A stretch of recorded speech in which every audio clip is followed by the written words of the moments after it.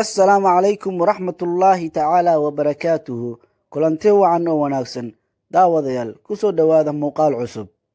Caawa waxaan qaadanaynaa dhibaatooyinka caafimaad ee ka dhalan karto haddii la cabo qaxwaha xilliga lagu jiro bisha barakaysan ee Ramadaanka, ama haddii aad sooman tahay ama haddii aad afurto. 5 qodob ayaan ku soo koobaynaa. 1. Aashitada caloosha ayay badisaa, taana waxay dhaawici kartaa derbiga caloosha. Waa tirada lagu naanayso ama lagu magacaabo midda qaxwaha ah. 2. Badsashada cabidda qaxwada caloosha oo maran waxay ku horseedi kartaa boog calooleed ee loo yaqaano peptic ulcer. Sidaas awgeed, waxaa wanaagsan in la cabo quraacda kadib. Hadda waa la sooman yahay. 3.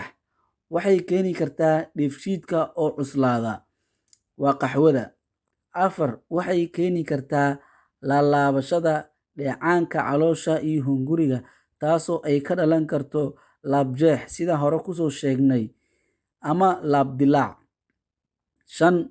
Waxay badisaa kaadida, waayo waxaa ku jirto kafeey oo kaadin badiye ah, taasoo haddii la badsado ay keeni karto fuuqbax ziyaada ah. Halkan ayaan kusoo koobaynaa cashirkeena. Wabilaahi towfiiq. Is aragti dambe oo xiiso leh. Wassalaamu calaykum waraxmatullaahi wabarakaatuhu.